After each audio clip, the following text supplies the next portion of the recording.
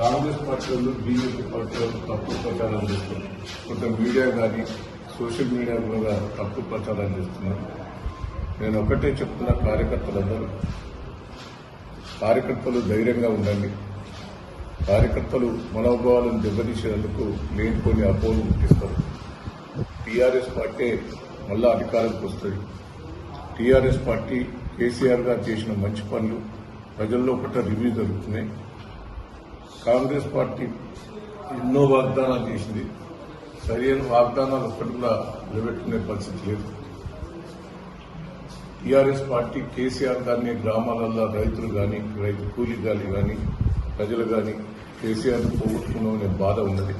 మీరు ధైర్యంగా ఉండాలి. కార్యకర్తలు పార్టీని కాపాడుకుందాం.